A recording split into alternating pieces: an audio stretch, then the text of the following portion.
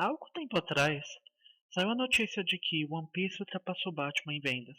Sim, o Cavaleiro de Gotham foi ultrapassado pelo Pirata que Estica. E já faz muito tempo que vendas de HQs de heróis em geral vêm caindo. Diversos fatores são responsáveis por isso, mas a parte nerd, sim, aquela mais conservadora, você sabe qual que é.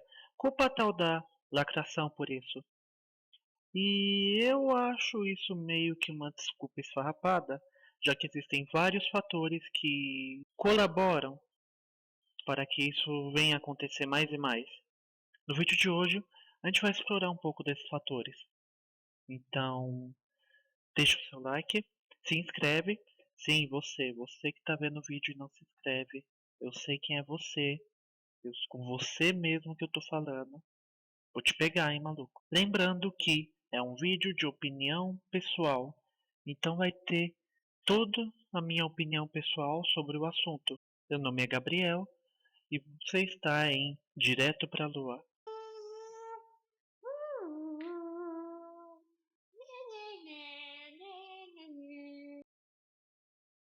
Cronologia em específico é uma das coisas que mais me desanima quando eu vou ler uma HQ de heróis, por exemplo. Quando uma pessoa te recomenda um mangá e você pergunta de onde você deve começar, ela vai dizer sempre que é do volume 1. E é natural que isso aconteça. O primeiro é onde a história começa. Já nos quadrinhos a história é um pouquinho mais complicada. Você quer ler uma HQ do Batman, por exemplo? Há diversos tipos de história de origem que são apresentados em diferentes eras e anos. A pessoa vai te falar do Batman Renascimento, ou caso você queira ir na área dos 952, ou Batman Ano 1, ou aquele Batman de 1922. Eu inventei essa data. Mas nunca vai ser uma coisa concisa. Sempre vão ter diferentes origens para diferentes heróis que são recontadas e reescritas milhares de vezes. Eu lembro que, quando jovem, eu li a HQ Espetacular Homem-Aranha. Foi o que me fez ter esse fascínio pelo mundo dos heróis. Eu amava demais. Crise de identidade, a saga do clone, a morte da Gwen, o relacionamento realista que é apresentado pelo Homem-Aranha e vilões. Caramba, aquele Doente Verde deve ser o mais cruel que eu já vi em todas suas adaptações. Depois de um tempo, um reboot, um remake, por assim dizer, Ultimate Spider-Man. Nós voltamos às origens, nós voltamos ao Peter Parker adolescente, lidando com problemas de escola e se relacionando e se apaixonando pela Mary Jane de novo. Lembrando, ele era casado no anterior. A cronologia e continuidade tem sido um dos pontos fracos das HQs. Tudo que você vai ler, tudo que você vê, todas as imagens, todas as lutas, todas as mortes, nada daquilo vai ser importante, porque a história pode sempre ser reescrita, recontada novamente. Isso torna os acontecimentos meio sem relevância. Agora mesmo nessa HQ, a Bárbara Gordon leva um tiro, ela fica paraplégica e vai ter que ficar assim para sempre. Mas espera, a gente tem um reboot e agora consegue andar de novo. E tá mais jovem. Quando você lê o mangá do início até o fim, os acontecimentos continuam os mesmos. É claro que é bem diferente em uma adaptação de anime, quando, em certos casos, reboots são necessários para contar uma história mais coesa, de acordo com o mangá. Porém, no mangá, se o autor tem uma ideia ruim, um acontecimento triste ou qualquer coisa acontece, não tem como voltar atrás. É canônico. Isso pode ser problemático se a história é ruim. Porém, caso não é, você pode facilmente se identificar com cada personagem, se preocupar com o que acontece com eles e ver onde a sua história vai dar, o rumo que ela vai levar, a evolução de cada um desses universos apresentados no mangá. Por exemplo, um garoto que vivia em uma ilha isolada, explorando o mundo, crescendo, tendo filhos, tendo netos e já conhecendo outros universos. Para mim, apesar dos pesares, isso é uma cronologia consistente. vai nos dar a chance de ver até onde esse personagem vai chegar. Quando em HQs, isso aqui deu errado, vamos fazer isso aqui para arrumar, ajeitar umas coisas aqui e ali, e isso meio que torna os acontecimentos irrelevantes. Mano, eu tô com a fim de começar a ler o Batman, por onde eu começo? Qual que você me recomenda? Ah, mano, depende. Tem o Batman Renascimento. Você pode ver também o Batman Ano 1, que foi muito boa também. Mas o dos Novos 52, supimpa. Aham. Ah, e se você quiser ser um pouco mais retrô, tem a Detective Comics de 1939. Você pode começar a ler.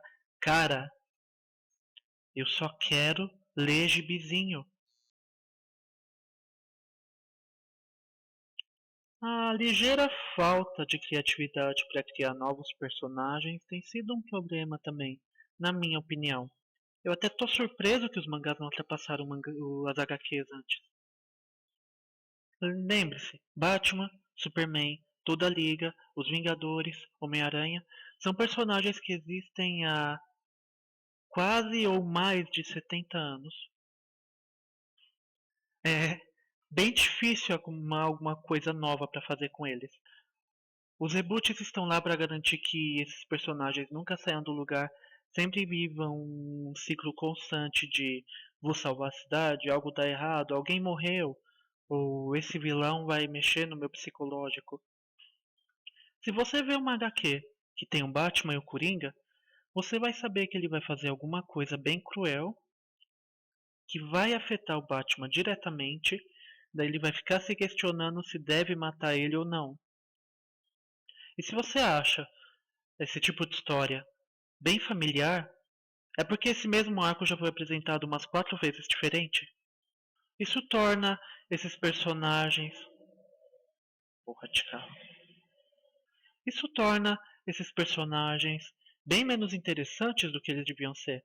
Torna suas vidas, seus acontecimentos repetitivos. E lembra do que eu falei? Consequências. Elas não existem. A história sempre, sempre, sempre vai ser reescrita. Mangakas geralmente são que, caras ou mulheres, que sentam numa cadeira e eles pensam, visualizam em sua mente como são os personagens, como eles devem ser em uma história concisa que a gente sabe que vai ter um fim um dia. Às vezes não. Existe geralmente alguém pro desenho e alguém pro roteiro, mas geralmente é uma coisa concisa, porque essas pessoas estão trabalhando nisso, naquele desenvolvimento de personagem. E se você for me perguntar, para escrever seus personagens é bem melhor uma pessoa ou pessoas sentadas tendo ideias sobre esse personagem, desenvolvendo esse personagem, do que um grupo de executivos numa mesa, que é uma coisa que não dá muito certo. Porque quando executivos sentam numa mesa se discutindo como chegar à juventude atualmente, personagens extremamente horríveis saem disso. E eu não estou reclamando da porra da lacração que os caras ficam reclamando o tempo todo. Mas sim você não sentir nenhuma afinidade por personagens que deviam puxar leitores, que deviam ser heróis e simples esperança. Daí nós temos os reboots, daí nós voltamos a personagens antigos, daí nós contamos a mesma história. Nós temos Dragon Ball, como eu citei meio que indiretamente antes. Goku começa como uma criança que não sabe nada sobre o mundo. A gente vê ele crescendo, sendo pai, sendo avô. Nós conhecemos os seus filhos e a história dele continua, não para nunca. Apesar de tudo, o Homem-Aranha, por exemplo, ele não pode ficar casado com a Mary Jane, ter filhos, ter uma família, porque os escritores têm sempre que puxar alguma coisa para fazer ele voltar para o início. De novo e de novo. Repetição. Lembra? E sem contar que, em tantos anos, dificilmente uma mesma pessoa vai escrever sobre o mesmo personagem por todos eles. Então, escritores, roteiristas vão sempre mudar, dando uma nova cara para o personagem. Às vezes isso dá certo, porém, muitas vezes isso abre margem para uma descaracterização daquele personagem, daquele herói. E às vezes abre uma margem para alguma fetiche bizarro dos escritores. Nossa, que legal, fizeram uma HQ nova sobre a Gwen. Eu não vejo a hora de ler o que eles vão adicionar sobre a história desse casal. Meu Deus, eu quero morrer. Os reboots vêm acontecendo de maneira quase que infinita. Isso deixa um ar de. Ah, e daí? Isso não vai ter consequência mesmo. A história vai ser sempre reescrita. Isso abre margem para um outro problema. Você conhece essa capa. A morte de Superman foi um dos, se não um dos maior clássico já visto em HQs. Finalmente havia aparecido um inimigo forte o bastante, que finalmente derrotou o Superman. Ele estava morto. Já era. E sim, hoje em dia a gente sabe que ele não ficou morto, mas esse conceito de morte de herói era novo lá na década que isso foi lançado. Então, quando as pessoas leram, elas ficaram em choque, certamente. Porém, porém, anos depois ele volta. E tudo bem, isso não afetou a história diretamente, só que trouxe uma nova moda para as HQs. Sim, a precarização da morte. Por que você acha que o Naruto ficou triste quando perdeu o sensei dele? Ou porque é sempre tão traumatizante quando alguma pessoa morre em Anorta, por exemplo? Por que o desespero aparece no olho dos personagens do Jujutsu Kaisen quando alguém morre? É porque você sabe que a pessoa morreu de uma maneira horrível e não vai de volta. O luto desses personagens vai continuar até o fim. Vai ser uma coisa que eles terão que lidar. Quando o Superman morreu e voltou, isso trouxe uma nova moda chata das HQs. Sim, toda vez em um certo período de tempo, tinha herói morrendo. O Batman já morreu, o Homem de Ferro, todo mundo que você conhece já morreu. E eles voltam. Quando o herói morre, a gente espera que eles voltam. Morte em Família, um dos maiores clássicos de todo o gênero. Bom, uma parte dele. Jason Todd morre, um Robin morreu. E ele volta. Isso torna todas as lutas tão irrelevantes. O herói pode simplesmente ficar parado e deixar o vilão matar ele e ele vai voltar à vida depois. Isso torna a morte um tantinho idiota nesses universos. Sempre alguém vai morrer, sempre alguém vai voltar. Hoje em dia estão votando na HQ se a Wanda deve voltar da morte. Ressurreição virou uma coisa tão normal em HQs que não importa mais se o herói preferido vai salvar o mundo ou não. Alguém vai aparecer e vai. Sei lá. Ele vai voltar de um jeito maluco. Em mangás, as pessoas morrem de verdade. Em HQs, elas morrem mais ou menos. É claro que eu tenho que tirar Dragon Ball dessa lista, porque, né? Mas em sua maioria, os mangakas estão cientes das consequências reais. Caramba, o Thanos estava muito apelão na Guerra Infinita. Nessa HQ eles vão ter que encontrar uma forma coesa de derrotar ele. Eu não imagino que eles vão. Garota Esquilo? Quando mangakas criam histórias, eles têm que pensar em personagem, no universo que a história vai se habituar, em todo esse tipo de coisa. Na minha opinião, isso dá mais liberdade. O autor pode fazer o que quiser, como quiser e gerar as consequências que quiser, pois aquele universo foi criado a partir do seu pensamento. Todas as regras e afins foram criadas a partir do seu pensamento. DC e Marvel tem um universo estendido. Os cinemas parecem estar trazendo, e isso pode ser chato. A gente sabe como é irritante em uma HQ que você está lendo do Esquadrão Suicida, você tem que voltar numa duas HQs anteriores do Batman para entender parte parcial da história que está acontecendo. E todos os quadrinhos que eu li tem isso, você tem que ler outra coisa para entender isso que está acontecendo. Você não pode só ler a história de um herói até o fim. Hora ou outra, vai aparecer algum acontecimento, algum personagem, alguma coisa que vai te levar para outra HQ. Isso enche a paciência. Você se perde e não importa o que você faça, você se perde mesmo. O universo estendido pode ter sido uma boa ideia quando começou, mas depois de um tempo torra a paciência. Você vai criar uma história super melancólica e profunda sobre um deus do sono vagando por aí resolvendo problemas, você vai ter que adequar essa história a um universo onde tem um homem de colã com cueca por cima da calça voando por aí.